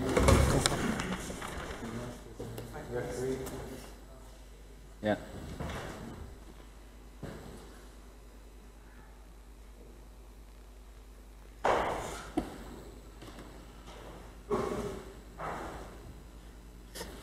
Okay, thanks for being here. So this is a joint project with Mark Belmar, the University of Minnesota, and Christine Moser at Western Michigan University. So it's a paper on state power as opposed to state capacity, which is the term commonly used in the literature. And we have some evidence on our theoretical paper, some empirical evidence on Madagascar. So, well, first of all, okay, needless to say, it's the title of the session, but institutions matter. And when we talk about institutions, there's a whole lot of different institutions. And the ones that matter, well, all of them matter, but as said, there's this relatively recent literature on state capacity by, initiated in economics at least by Besley and Person. And, well, their view of state capacity is, that was mentioned in many talks, the capacity of the state basically to collect taxes and to promote businesses. So basically to enforce property rights. Now, a crucial distinction, I think, between what we have in mind and state capacity is that even if the government's willing to develop state capacity, it cannot do so unless it's able to deploy state power. So in a total power vacuum situation, if in Afghanistan you wanted to go and try collecting taxes in some remote area, it would be very difficult even if you kind of try setting up the administration to do so. So you would need also the security forces and all the state apparatus that goes with it. So I think this is the main distinction, if you want, from our project and the state capacity literature. And so the crucial institution here is the state. If you think of civilizations that had strong states, this seems to correlate with development in all types of, all dimensions. Now, as said, state power is a precondition for state capacity, and the two questions we try addressing in this paper is how state power emerges. We're not addressing that much this question, though we have something to say on it, but we have more to say on how state power is basically distributed in a country. You may think of almost any country in the world or entity, and state power will not be distributed uniformly. Related literature on the topic, I'm not going to go through this thing, we don't have much time, but there's a whole lot of papers on state emergence, on the emergence of states, of state power, and there's this paper that was mentioned in the previous talk of Mikhail and Papaioannou, which basically says that geography matters. Indeed, if you're an ethnic group at a border region, you will have more similarities in institutions with the same ethnic group on the other side of the border than with people in the capital, which are hundreds of miles away. So basically, geography seems to matter for institutions in general and for state power more specifically. So Herb's book was also mentioned in some talks. That's where the inspiration came from. The title of his book is State Power in Africa. And basically what Herb says is that how state power is distributed in a country depends both on physical and human geography. Now, not surprisingly so, the geographic layout of your country will influence how you can build roads and reach places and deploy state power, but human geography matters as well. So population concentration will matter a lot in deciding where to deploy state power. So we have a small model. I'm not going to present it, but I'm going to go through it very schematically. So basically, just to lay out the ideas, we have a central government, no physical geographical location, and then we have 3 communes. The term communes is used because in our data it's we're looking at the commune level. So you have 3 communes, and in each commune you have a local community that can invest in some public good. The government invested in a public good as well, and these 2 investments together determine what's being produced in the local commune. And then the government can tax this local commune. Now, Y is the total production, which is a function of those 2 investments I just mentioned. And then here is where state power intervenes. State power is seen to some extent as state capacity, in the sense that more state power allows you to tax more, but we add the geographical dimension. So we have this idea that if you invest state power lower XA in commune A, well, if you have invested XB in commune B, well, given that there's a distance DAB separating commune A from commune B, well, the farther away will be the 2 communes, the less influence this investment will have on total state power in XA. So basically, any commune is going to benefit from the state power investment in other communes in a decreasing way, in a decreasing fashion from as geography, as distance increases. Okay, so basically these are the main ideas, and just to lay out the incentives and then the results, basically the central government, of course, has incentives in developing more state power because it allows the central government to tax more, and you have this important dimension that you have spatial spillovers. Investing in a specific commune benefits the neighboring commune and therefore increases the incentives of the government to invest in public goods in the neighboring commune as well because of these spatial spillovers. And then if you go to the local government, well, obviously the local government has incentives in boosting the local production by investing in local public good. However, the local government also knows that by making the local commune more attractive to the central government, it will attract more central government state power and therefore more taxation. So there you have a perverse effect of boosting your own production. This is just to tell you that the results will look obvious. You will tell me, why do you need a model?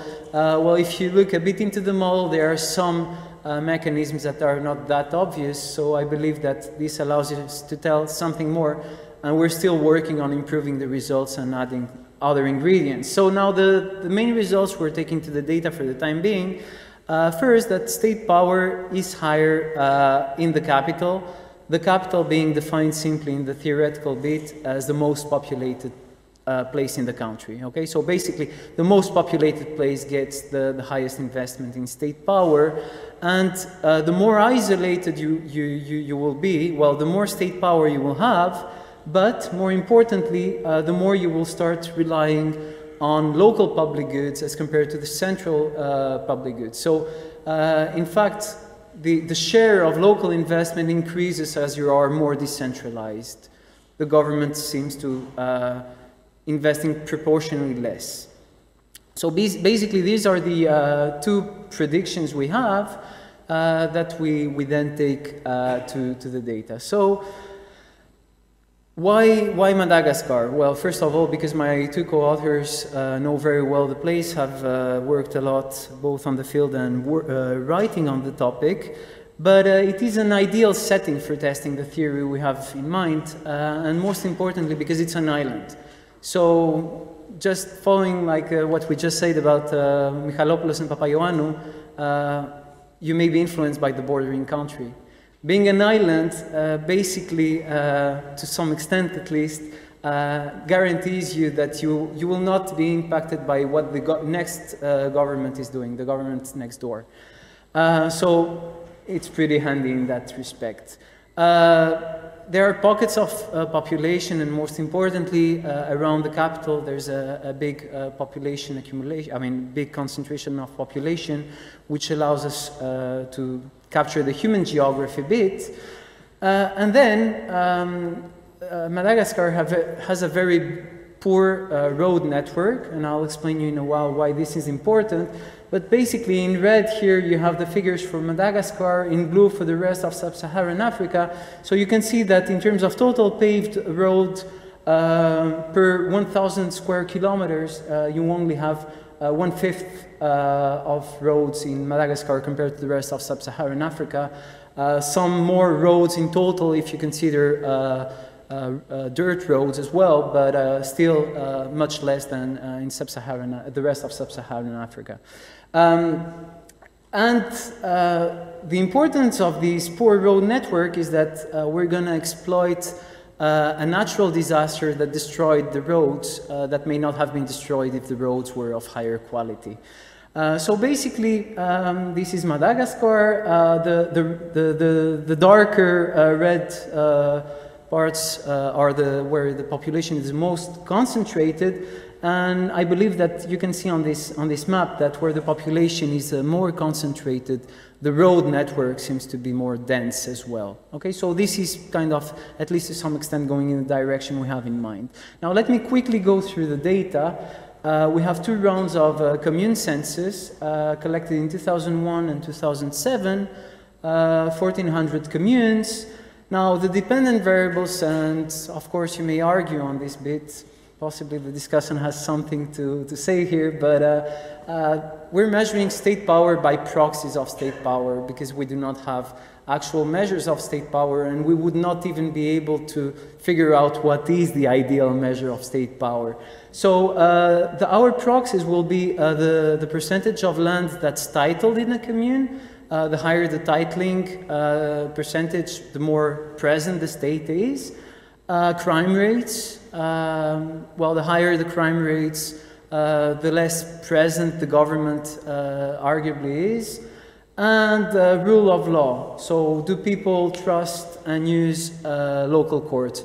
Now, unfortunately, for the trust and use in courts, we don't have data for the 2001 census, so we won't be able to say that much. Now, we will have as a second dependent variable to test the second prediction, the percentage of local revenue generation. Okay, the proposition was that the local revenue generation should be higher the farther apart you are from the capital city. So the question here is, does the travel time to capital determine positively, negatively impacts on state power and positively impacts local revenue generation? Notice that we couldn't be, I mean, it would be completely mistaken to take simply the kilometric distance because obviously what matters is the travel time here. You may be very close and have a very bad road and it would take a while to reach the place. Now, we will exploit the two rounds, and this implies that we may be able to deal with time unvarying, unobserved heterogeneity. Still, however, there may be reverse causality issues here. So what we're going to do is we're going to instrument the travel time with the two cyclones that hit the island between the two collection rounds of the censuses in 2004. And actually, statistically, we can see, I mean, I can show you now pictures, but the roads were actually damaged by these cyclones, and it did modify the travel time to the capital. So in that sense, I think we do have a good instrument. And second, the path followed by the cyclones is pretty much random. So the cyclones do not tend necessarily to go exactly the same. They may hit the same general area. When we're talking about Madagascar, it is a place that is at a higher risk of being hit by cyclones, but not the specific places where the cyclone is going to pass by. 2 minutes. Oh, I didn't see the 5, sorry. This is just to show you the first cyclone that hit Madagascar. The second one, basically, you can see it doesn't go exactly through the same places, and these are the kind of damages you may have on the road network. Okay. Now, basically, I'm just going to show you the tables, and I'm done. So when it comes to state power, as I said, our first proxy for state power is land titling. So the first column here is the regression with fixed effects. We're not instrumenting there. And the third column is with the distance being instrumented with the cyclones. Now, interestingly so, we seem to find something that's consistent with our story, that as you increase the distance to the capital as instrumented by the passage of cyclones, well, it seems that land titling is basically negatively affected. Okay, so this is in line with our predictions. And same thing if you look at the murders rate, both for the non-instrumented and instrumented regression, we do find that distance to the capital, basically the higher the distance, the higher the murder rates. Now, as said here, we basically can't have either fixed effects or instrument for the quality of roads, because basically we only have data for 2007. And we do not find very strong results. We find that trust in tribunals seem to be negatively correlated with distance to the capital, but we're not trying to convince you here there's a causal link. We're relying for the time being on the two previous results. Lastly, when it comes to local revenue generation, again, here you have the fixed effect coefficient, travel time to the capital, increases local revenue generation, and if we instrument the distance using the cyclones, the result seems to be, at least the coefficient goes up, so kind of further confirming our second result. So I do not have a concluding slides because I told you everything. Basically, we have this paper, we have a theory showing that distance to the capital matters for how state power is distributed in the country, and we have some preliminary results that confirm the theory. Now, the next step we're working on, we have developed the theory and we're taking it to the empirics, is looking at the ethnic dimension, whether the interaction between distance and ethnic group matters as well. Ethnic group and the proximity of the ethnic group to the government's ethnic group. Okay, so this is the next step. Well, thank you.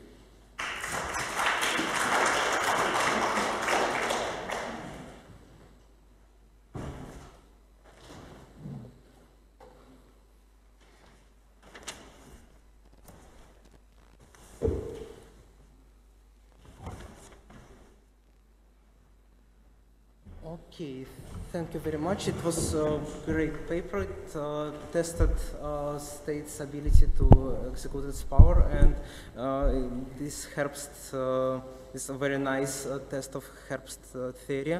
They develop a theoretical model, very nice, and link distance between capital and tax revenues. And in empirics, they found that Madagascar is consistent with the theory and showed the correlation.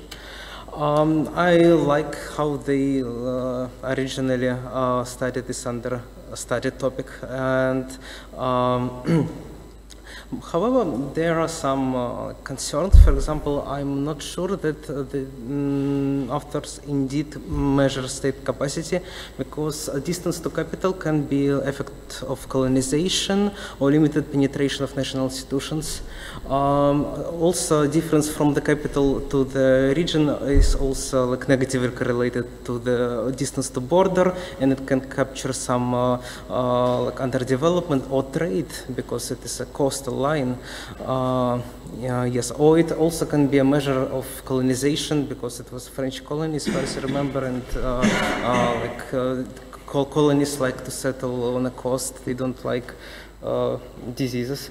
Also, the paper has a little connection with Mikhail and Panyano, and recent paper by Simoglu, Garcia, Jimenez, and Robinson that also developed a theoretical model about this. Also, in my opinion, the fact that Madagascar as a country island can lead to problems with external validity. Yes, specific critique. If just for the sake of curiosity, I would like to see a linear probability model for all regression specification, not logit for one and probit for another. Also, road construction can be non-random. For example, if we have one ethnic group when leader is in power and he invests in his own regions, homelands, and then another come. This story was with there was one paper about Kenya, when they had a president from Luo and from Kikuyu, and they sort of invested in their homelands. Then there are unobserved heterogeneity concerns. For example, there can be cost of receiving this title, and it can correlate to the distance because it is farther to go, or income inequality within income inequality, some ethnic religious heterogeneity that also affect this road quality and thus time to consume, and of course reverse causality, but it was mentioned. Also, measurement error.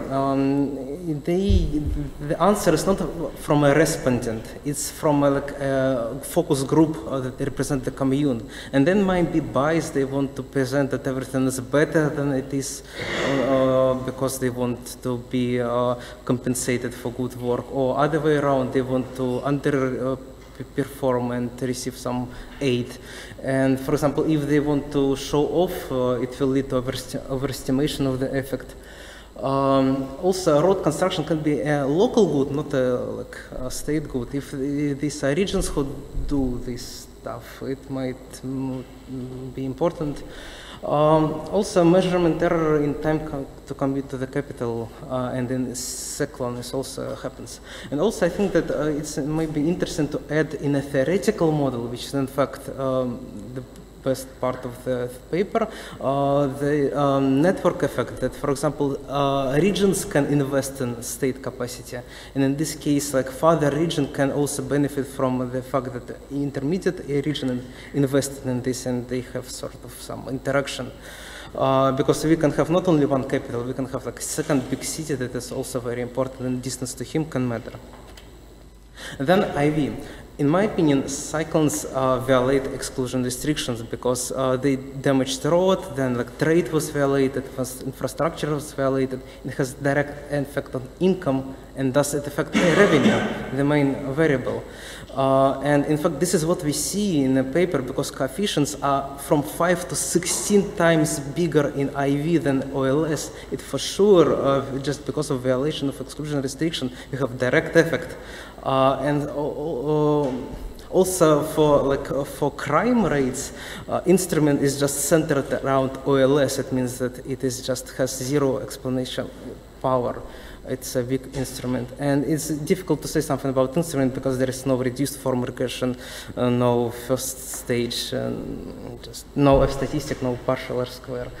Yes, and also the paper will benefit from adding some discussion about clusterization.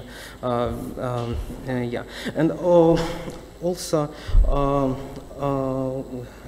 just okay. Okay, my recommendation, first it might be useful to use a for barometer because they have individual level data and they have 4 waves and they are very nice and they have similar questions and I would believe to their data much more. Also use better controls, for example, terrain ruggedness for like commutement and like some inequality measures. You need to think about the additional identification strategies because the first one can be doubtful, and better link the model to the empirics because in the model you talk about the tax revenues, and in empirics you talk about revenues, and this is a different thing because state capacity is all about taxes. And yes, and revenue is a different thing a little bit, and you can also capture some corruption effect and other stuff. I think model should be like about the same thing that you estimate, or at least provide a reduced form for your estimation equation. Yeah, that's all. Okay, thank you, Michael.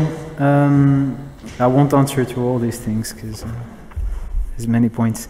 I think that possibly the most important here is that the external validity of the instrument. I mean, it's the one I consider the most problematic if that's the case. So the thing is, if you exclude the communes where the cyclone went through, where obviously the exclusion restriction would be violated, you would have a direct effect on their incomes. It wouldn't be only roads that are affected, but to some extent, are you telling me that the incomes of places that were not hit by the cyclone would also be directly affected by the cyclone?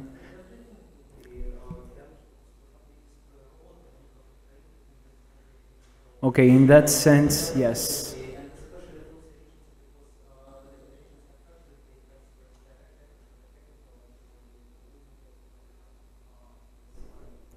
Okay. In that sense, indeed, there would be a direct effect as well, which is much lower, of course, than the places that are directly hit by the cyclone.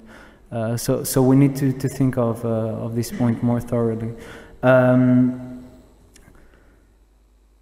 You're talking about the measurement errors. Well, they're systematically biased. I mean, if there's a bias in the 2001 round, there's the same type of bias in 2007, and given we're exploiting only the difference there, that shouldn't be a concern to us, I suspect. Borders, yes, sure, there's trade, but again, we're comparing 2001 to 2007, so in that sense, we're just changing distance from the capital. If you were a trade place, you remain a trade place. We just look at how there is a change in state power, right? So.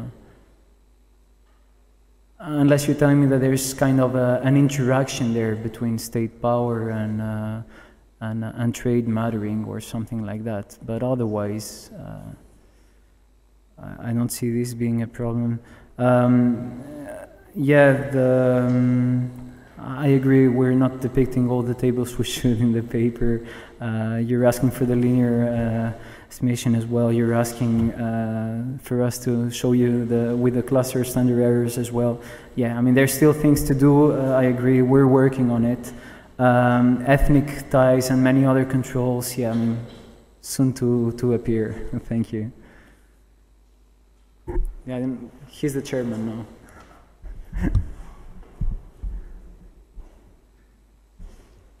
Thank you very much. I have two comments. Well, questions actually. the IV side, I mean, it's very difficult for me to be convinced about it because natural disasters could affect everything within the economy, right? So, same argument was making there. The other thing I was finding difficult is about broadcasting political power from the center to distance. I mean, they don't really, I mean, exclusively depend on distance alone, right? And Pardon? also, I didn't get... They don't exclusively depend on distance alone. I remember reading one chapter from Herb's book when he was talking about the failures of African states to consolidate political power. In some cases, he was mentioning about the local institutions, how powerful local traditional elites were, and those guys are really, I mean, could participate in the center politics, and in that sense, he's saying that, okay, they consolidated to that particular regions, but they failed to do in the other areas where there are no vibrant local traditional elite. The other thing also, we don't have to always think in terms of concentration or density of population. There are also other resources beneath the soil, right? So when you talk about physical geography should not be exclusively defined in terms of distance, time travel, or population density, but there are some resources beneath the soil that politicians are interested in. So that could also influence the dynamics of broadcasting political power to the distance. Yeah, okay, thank you. There are local central powers and there's other things influencing the emergence of those local central powers. That's precisely why we wanted to, I mean, we have this second prediction that you have more local revenue generation, which is to some extent capturing a degree of decentralization, if you want. That there is more autonomy in managing local affairs in more remote places. Now, distance is not the only thing that matters, of course not. If you have an oil field, there's suddenly going to be more state presence there. So bear in mind we're exploiting a difference in 6 years' time, and well, the instrument has been criticized, but if the instrument is valid, assuming it's valid, basically we're just changing the travel time to these places. So keeping all the other determinants of state power fixed to some extent. Thank you.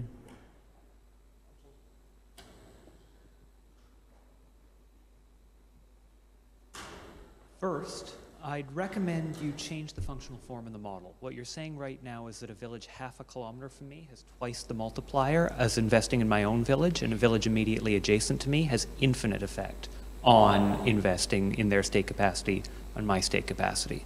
Excuse Second, me, can you repeat that one?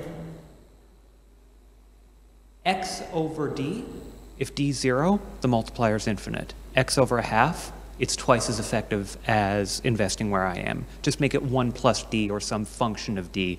Don't divide by D.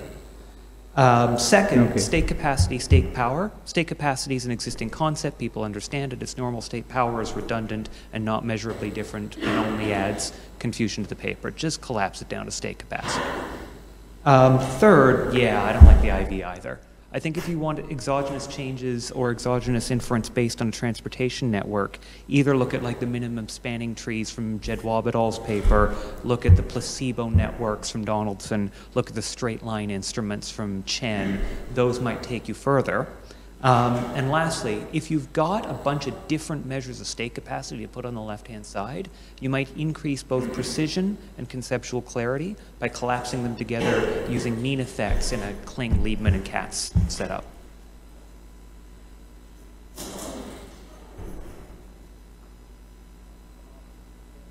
Okay, thank you.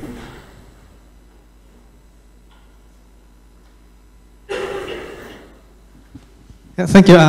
I have a little concern on the connection between theory and empiricals. The point in theory that the state invests more because they can collect more taxes. But assume that the state is quite benevolent, and then there's a kind of cost for imposing a kind of state capacity. For example, it is costly to impose state capacity far away or enforcement far away. And on the other hand, there's a heterogeneity in the social productivity. I mean, it is social marginal social productivity in the capital should be higher than the distant area.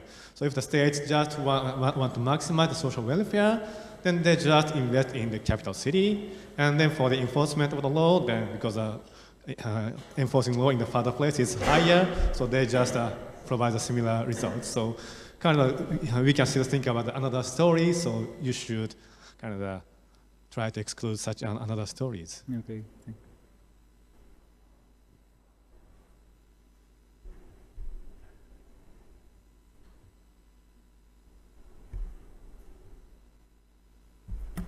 Okay, well, thank you.